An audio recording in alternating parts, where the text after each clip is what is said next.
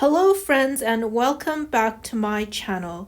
It's a snowy day in Toronto. Keep watching as I'm going to show you how I make my very first homemade bone broth. As well, I have a Harney and Sons unboxing for you. So today I'm going to take you with me to a winter farmer's market. I've brought you to this place before, just before Christmas, when it was a Christmas farmer's market, but it's so wonderful to visit a farmer's market in the depths of winter. So as you can see, because the market is held inside a conservatory, there are lots of plants for sale along with your typical farmer's produce.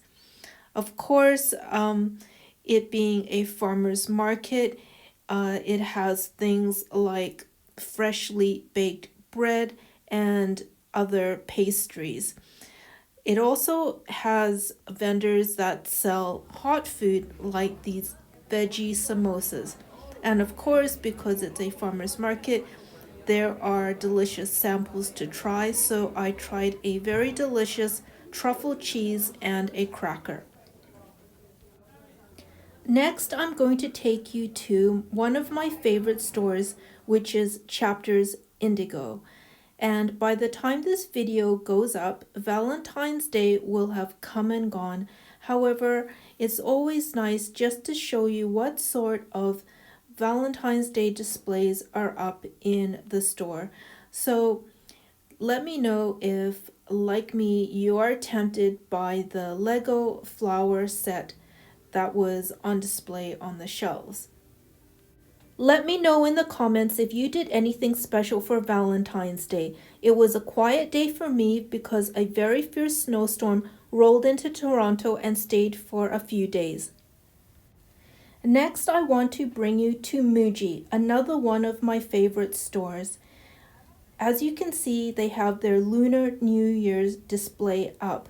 Similar to Chapter Indigo, it's really nice to just pop in once in a while and see their seasonal display. Muji is really well known for their organizational goods. As you can see here, there are all sorts of containers and drawers to keep you organized in your home. We don't have a Container Store, which is a US company here in Canada, so Muji tends to be my go-to when I want to find things to help me stay organized.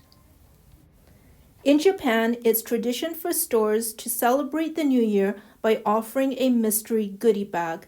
Muji offers these fortune cans as their version of a New Year goodie bag. The cans aren't really a mystery as each one contains a snake ornament or figurine because 2025 is the year of the snake.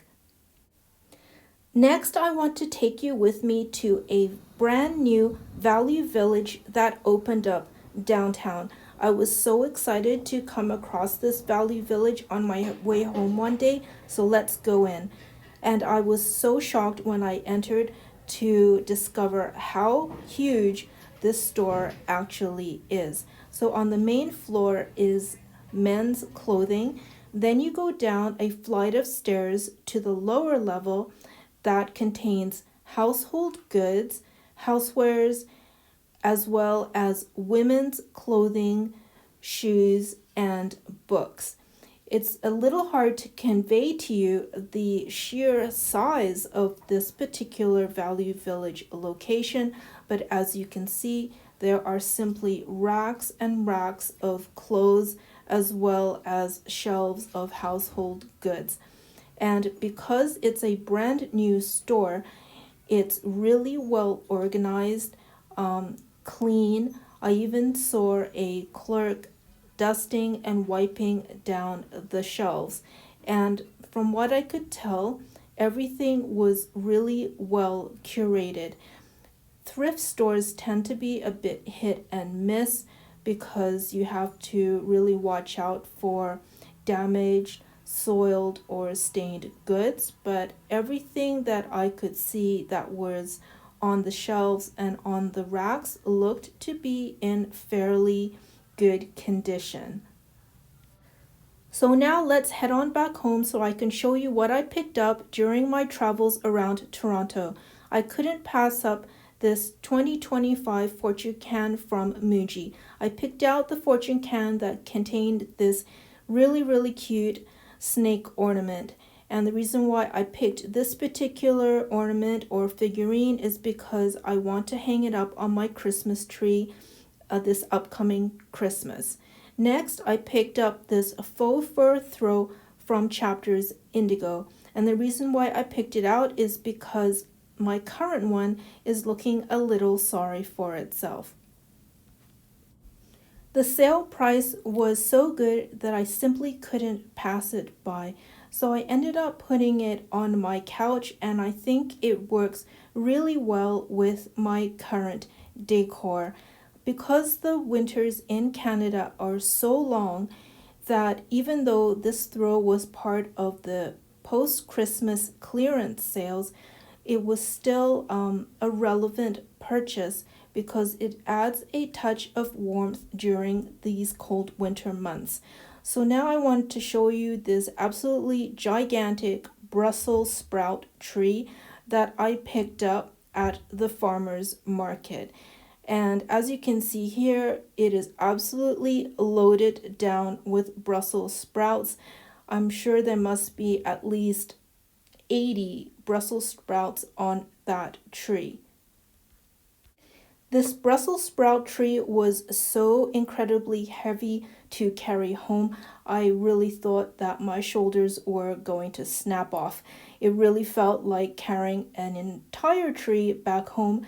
I also picked up this jar of honey with the honeycomb inside it. I've never seen honey with honeycomb in it being sold anywhere around Toronto. I just love finding these unusual things at a farmer's market. So I immediately snapped up a jar. Now, as promised, is a Harney and Sons unboxing for you. This box was sent to me as a gift from a family member in celebration of Lunar New Year. So now what you see in front of you is the first layer, and then below that was another layer of goodies, and then below that layer was yet another layer of goodies. The care that Harney and Sons put into packaging their parcels never fails to astound me. So as you can see here, all the goodies are laid out for you. And this care box also included Harney and Sons special edition Lunar New Year gift box, which is that red box that you see in the back. The family member knows all of my favorites, such as the raspberry jam drop cookies, as well as the shortbread and of course the Earl Grey tea. Moving on, I want to show you how I made my very first homemade bone broth. Do you remember that gigantic Brussels sprout tree that I bought from the farmer's market and which I showed you earlier? I saved the central stalk, chopped it up, and then froze it in a Zwilling bag. I made a video about how to use the Zwilling food preservation system, so if you're interested, please check out that video. I'd also been saving up barbecue pork ribs, and I had a huge pile of it. So I put all of that into a stock pot along with chopped up slices of red shallots and any other veg that I'd been saving up as well. I have to admit that chopping up that stock took absolutely forever. It was so hard.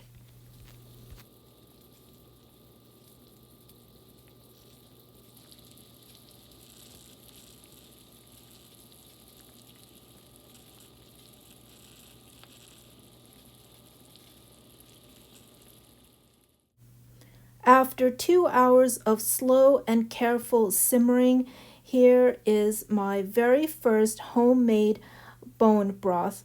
I'm so pleased with it. I can't wait to use it in future recipes. And I just wanted to say that I also made a video on how to make veggie broth. So if you're interested, please check out that particular video. Thank you so much for watching until the end. Please like, share, subscribe if you haven't already, comment, and please turn on that notification bell. It really helps my channel. Thank you so much.